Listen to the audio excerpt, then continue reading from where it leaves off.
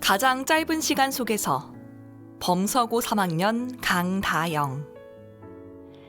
살아가면서 가장 짧게 머문 시간, 새벽을 누리기 시작한 15. 나는 혼자였다. 사람들에게 쉽게 말 붙이지 못하는 성격과 사회를 마비시킨 전염병이 겹쳤을 때이니 당연한 수순이었다고 생각한다. 다행스럽게도 당시에 난 전혀 외로움을 느끼지 않았기에 오히려 나의 세상은 넓어지기 시작했었다.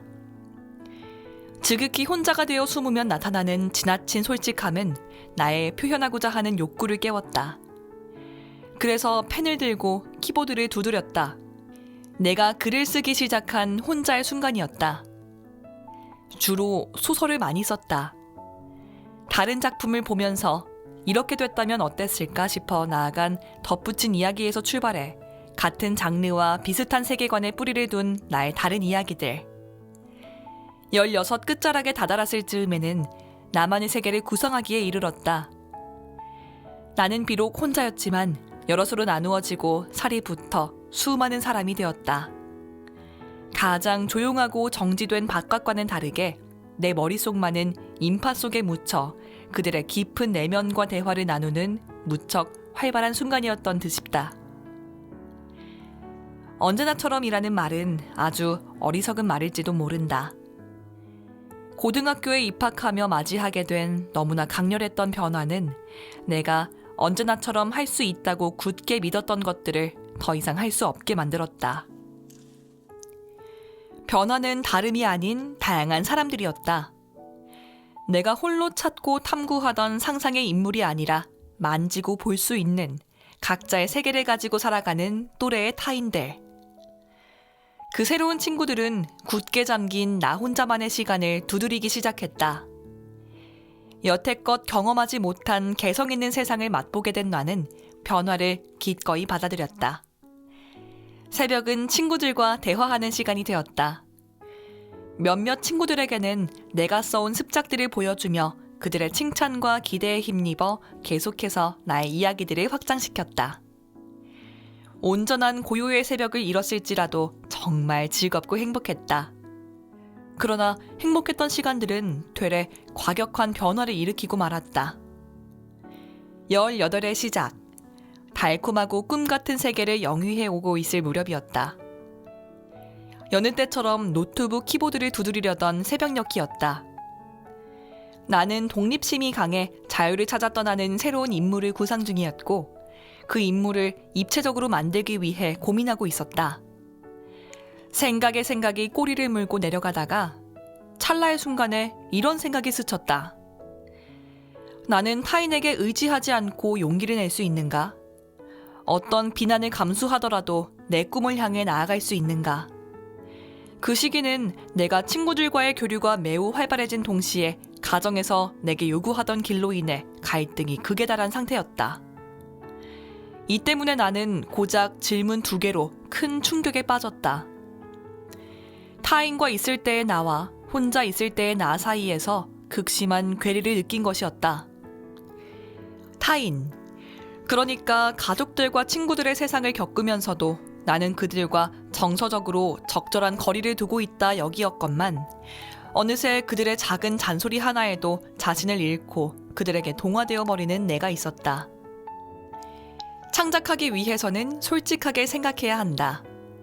하지만 솔직해질수록 내가 마주하는 것은 줄곧 믿어온 혼자만의 세계를 잃어버린 나였다. 아무것도 모른 채 혼자 행복했던 시간을 내심 그리워하며 결국 나는 자신을 회피하는 길로 빠지게 되었다. 새벽은 두려운 시간이었다. 너무 고요한 탓에 자꾸만 내가 생각하게 만드는 그 시간이 무서웠다. 소음이 필요했고 사람이 필요했다. 1차원적인 오락의 쾌락만이 나의 생각을 마비시킬 수 있었다. 나는 밤과 새벽이 되면 놀 친구를 찾았다. 그리고 꽤 자주 그들을 만나러 나갔다. 친구를 만나 하는 일이라고는 아파트 단지 돌며 산책하기, 놀이터 그네 타기, 24시간 카페에 앉아 시험 공부하기처럼 의미 없고 소모적인 것들이었다. 그때 참 많이들 내게 물었다. 왜 이렇게 활발해졌냐고. 그건 활발한 것이 아니었다. 혼자 새벽에 남겨지는 것이 끔찍히 싫어 필사적으로 회피할 뿐이었다.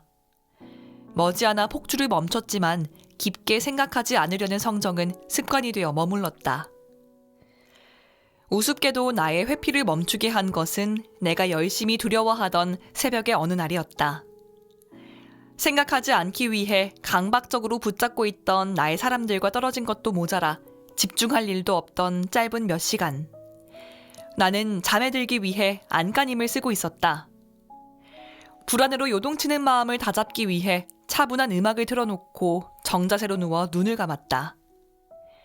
역시나 그러한 노력에도 불구하고 나는 다시 깊은 생각의 굴레로 빠지고 말았다. 그런데 어쩐지 그날은 너무 지쳤던 탓인지 그냥 흘러가는 대로 내버려두고 싶었다. 나는 나에 대해 생각했다. 탐구하고 연구했다. 아무래도 나 자신이 부끄러워 견디기 어려웠다. 그럼에도 순간의 결정들이 삶을 뒤흔들어 놓듯이 이번에도 어떠한 생각이 뇌리에 스쳤다. 이런 나를 하나의 소설 속 인물로 투영하면 어떨까? 아주 간만에 떠오른 새로운 생각이었다. 아직도 생생하다. 나는 그대로 이불을 박차고 일어난 뒤 오랫동안 덮어두었던 아이디어 노트를 펼치고 최근 접속일이 거의 1년 반 남짓한 소설 폴더를 노트북에 띄웠다. 새로운 폴더를 만들고 복잡하게 충돌하는 나의 마음들을 정직하게 바라보며 차근차근 적어 내려가다 보니 이내 여럿의 새 인물이 나왔고 나는 그 자리에서 어마무시한 분량의 방대한 이야기를 만들어냈다. 혼자 새벽을 꼬박 다 세운 것이 까마득할 만큼 간만이었다. 그날의 새벽, 나는 다시금 새벽이 주는 솔직함의 기쁨과 맞닿으며 나의 새로운 세계를 창조했다. 그것도 나를 닮은 사람들을 담은. 제법 오랜 시간이 걸려서야 평온한 고독의 새벽으로 돌아갈 수 있었다. 내가 가장 사랑했던 것이 가장 두려운 것으로 변했다가 그 사이에서 중립을 이루기까지가 절대 짧지만은 않았다. 어쩌면 시기적절한, 조금은 뒤늦은 사춘기였을지도 모른다. 사실 지금도 이 시기 속에 살고 있다. 이것은 모두 내가 15일 때부터 현재 19이 되어오며 겪은 성장들이다. 새벽을 되찾은 지 몇 달이 채 되지 않았다. 다행히 오늘까지는 언제나처럼 고요하고 편안한 새벽을 누렸다.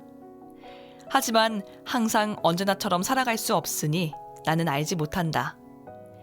내일의 새벽은 오늘과 어떻게 다를지, 조만간 들이닥칠 엄청난 환경의 변화는 나의 새벽을 어떻게 바꿀지, 그 시간 속에서 어떤 성장을 할지, 아무것도 예측할 수 없는 나날 안에서 내가 할 수 있고 해야 할 유일한 것은 순간에 몰두하는 것뿐이다.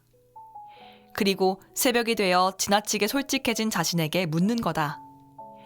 오늘은 어떤 세계를 만들었는지. 그러면 나는 나에게 새로운 세계의 이야기를 들려줄 것이다. 삶에서 가장 짧을 나의 시간 속에서.